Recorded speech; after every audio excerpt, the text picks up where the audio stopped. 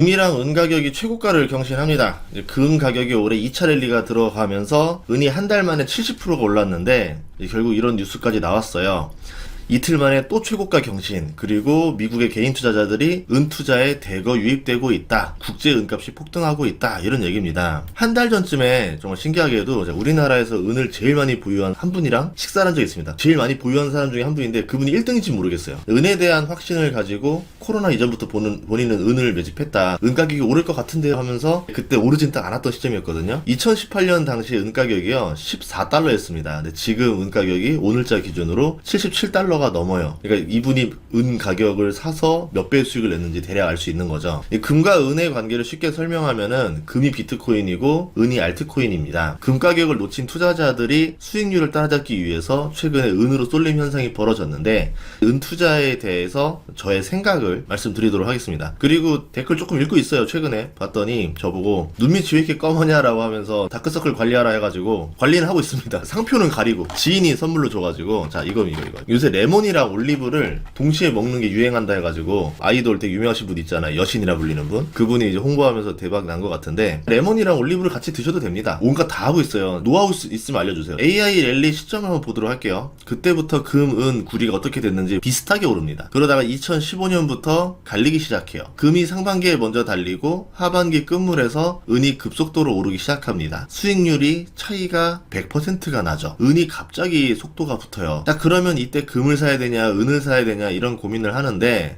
이때는 제가 드리고 싶은 말이 뭐냐면 이번에 그렇다는 장담은 어렵겠지만 은의 저주라는 단어는 생각해 보셔야 됩니다. 원자재 랠리가 벌어질 때는 두 가지 수요가 있어요. 그냥 그동안에 벌어졌던 어떤 사이클로 인한 그런 가격이나 투기 수요로 인한 것도 있고 두 번째는 뭐냐면 구조적인 변화. 예를 들어서 태양광 발전이 등장하면서 거기에 은이 들어간다던가 반도체 산업이 성장하면서 거기에 은에 대한 수요가 증가한다던가 이번에 AI로 인해서 전력망 인프라가 대대적 교체도 같이 벌어지면서 구리에 대한 수요가 늘어난다던가 구조적인 수요를 집어넣고 그 다음에 이제 자산에 대한 사이클까지 같이 집어넣으면서 해석을 해야지 하나만 넣은 다음에 그냥 자기 맘대로 해석하면 안 됩니다. 우선은 기본적으로 금과 주식은 동시에 오르지 않습니다. 그랬던 적이 50년 전에 한 번 있긴 있었죠. 그런데 2025년에 지금 이례적으로 동시에 올랐습니다. 그리고 둘 중에 하나는 제자리로 갈 수 있다는 가능성이 있다는 얘기인데 은이 급등했던 시기가 50년 중에 5번 있었어요. 1979년인데 제2차 오일 쇼크 직전에 2008년 리먼 쇼크 때, 2011년 유럽 재정위기 때, 2021년 코로나 버블 위기 때, 2025년 현재입니다. 이상하죠? 그동안에 4번은 이해가 되는데 2025년 현재가 오른 것과 현재는 딱히 위기가 보이지 않는데 왜 오르는 거지? 이해가 안 가는 것들 있잖아요. 어떤 수요가 있는 건가? 아니면 누군가가 지금 뭔가 투기가 들어간 건가? 원자재 투기가 들어갈 때는 보통 인플레이션을 동반한 경우가 많습니다. 그래서 금리도 인상하고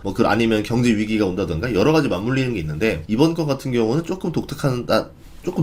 은 같은 경우는 보다시피 이렇게 피레침을 찍고 다시 내려옵니다. 그 자리를 지지하지 못하고 다시 원래 가격대로 뚝 떨어져요. 그 이유 중에 하나가 금 같은 경우는 중앙은행이 보유를 합니다. 은은 보유하지 않아요. 중앙은행이. 산업재 영향도 받기 때문에 경기에도 굉장히 민감하다라 볼 수 있습니다. 금을 보시면 좀 다른 모습이죠. 1980년, 2011년, 2020년, 2025년으로 은의 급등기랑 똑같이 급등을 합니다. 그런데 중앙은행이 지속적으로 매수를 해주기 때문에 우상향하는 모습을 보여주죠. 비트코인과 알트코인의 투자법이 다른 것처럼 금과 은의 투자법도 다릅니다. 금과 은이 오를 때는 원자재 랠리를 동반해요. 그리고 원자재 랠리에는 의미 있는 이유가 있습니다. AI 관련 기업만 실적이 좋았고 최근에 보면은 제조업 실적들은 그렇게 좋지 않습니다. 모기지 금리가 높아서 부동산 경기도 나빴고요. 매수 수요도 뚝 떨어졌고요. 가격도 좀 하락했습니다. 부동산이 나빠지면 건설이 죽고 소비 심리가 악화되고 고용 시장에 압박을 좀 줍니다. 그러니까 제조업과 건설업을 살려야 되는데 이걸 살리면 내년에 미국 경기가 살아나는 거고 그렇게 되면 원자재 수요가 폭발하면서 은 상승 랠리가 이해가 되는 거죠. 반대로 이번에 제조업이랑 건설을 못 살린다? 그런 상태에서 AI 버블이 터진다? 그럼 침체가 오는 거고 금과 은 가격이 급락하는 시점이 오겠죠. 변수는 트럼프 정책인데 이걸 예상할 수는 없는 거고 가지고 있는 상황들에서만 맞춰봐야 되겠죠. 내년부터 건설 일감이 늘어날 수 있습니다. 주택 시장이 아닌 데이터 센터 건설 시장이 굉장히 커질 거예요. 전력 공급이 이제 데이터 건설 속도 따라가지 못할 정도로 데이터 건설 속도가 아주 빠르게 늘어나고 있고 전력 인프라도 그것 때문에 몇 년 년 동안 대규모 투자가 일어납니다. 그러면 건설 일감으로 보면 주택에서는 좀 모르겠지만 나머지 일감에서 터지니까 건설 쪽 시장이 좋아지겠죠. 고용이 늘어나고 소비가 좋아질 수도 있겠죠. 지금 그동안은 자본 투자들을 정리하는 시점이었고 내년부터 본격적으로 착공이 나날이 이제 받고 더 계속 올라갑니다. 그런 시점을 계산했을 때 내년에 이제 해시시 들어온다던가 이런 식으로 연준 의장도 교체가 되면 금리는 더 떨어질 거고 주택 매수 수요도 증가할 수 있죠. 이자 부담이 떨어졌으니까. 그런 것들을 계산하면 내년에 주택 경기가 살아나면서 미국 경기 회복되는 거 아니냐 이런 시나리오도 나올 수 있어요. 그러면 원자재 랠리가 어느 정도 이해가 되기는 합니다.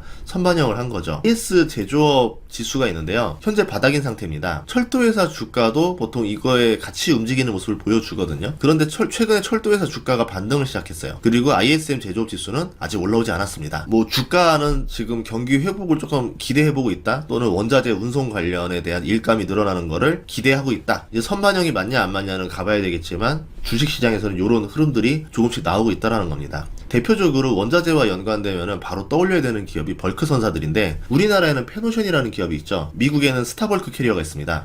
스타벌크 캐리어 주가가 올해 30% 올랐는데 분석가들은 내년에 이 회사의 순이익이 200% 넘게 오를 거로 예상하고 있어요. 왜 그렇게 판단했을까요? 원자재 운송량이 증가할 거로 보고 있다는 거죠. 이렇게 원자재 랠리가 올 때 금과 은이 보통 같이 오르는 모습을 보여준다. 그래서 금, 은, 구리 같이 보고 있다 라고 보시면 됩니다. 근데 구리 같은 경우는 AI 랠리로 인해서 좀 더 빨리 올랐죠. 2023년부터 계속 올라가면서 3년째 랠리를 간 거고 금, 은도 그 속도를 따라가다가 최근에 급등을 해버리면서 따라 올라갑니다. 다만 이제 투자에서 문제는 뭐냐면 4번의 은의 고점을 봤지만 굉장히 짧아요. 랠리가 1년도 안 갑니다. 팡 오르고 팡 떨어져요. 그러면은 짧고 굵게 오른 상태에서 와 이제 은이 오르니까 또 들어가야 되겠다, 따라 들어간 사람들은 짧은 기간에 큰 손실을 볼 수 있습니다. 이거를 기간을 정해놓을 수는 없지만 어떤 느낌이랑 비슷하냐면 알트코인이 급등하다가 떨어지는 그 시점이 있거든요. 그 사이클 길이랑 비슷한 느낌이 들었었던 것 같아요. 그래서 원자재 투자는 가급적 하지 마라. 웬만하면은 정말 원자재 투자를 하고 싶으면 그 원자재를 다루는 주식을 사는 게 그나마 조금 더 낫다라 볼 수 있겠죠. 왜냐하면 오를 때 같이 오르고 떨어질 때 어느 정도 방어가 되니까. 원자재 오르는 그 수익률에 눈 뒤집혀서 제 주변에 원자재로 돈 번 사람은 그리 많지 않습니다. 예전에는 없다라고 했었는데 이제는 그리 많지 않다라 말을 할 수밖에 없긴 하지만 원자재 투자가 일반인이 할 수 있는 모델은 아니라고 봐요. 그리고 원자재 랠리가 영원할 것처럼 보이는 순간에 증시도 최고점에 이르는 경우가 많은데 그때 꼭 신기하게 알 수 없는 악재들이 나와요. 인생이랑 비슷한 것 같아요. 인생 살다 보면은 인생이 되게 잘 풀릴 때가 있습니다. 뭐 투자가 잘 된다던가 승진이 잘 되거나 아니면 사업이 잘 되거나 그런 때 있는데 그때 보면은 갑자기 또 알 수 없는 어떤 이유가 벌어지면서 갑자기 직장에서 어려워진다던가 사업이 안 된다던가 투자가 어려워진다던가 그런 경우가 나오거든요. 그렇기 때문에 너무 낙관하지는 말아야 된다. 그래서 이 원자재 투자할 때는 특히 더 낙관하지 말아라. 조심조심해라 라고 말씀드리고 싶어요. 그리고 이 급등하는 시기는 짧으니까 그 시기에 주식 투자자들도 잘 생각해서 올바른 판단을 해야 된다.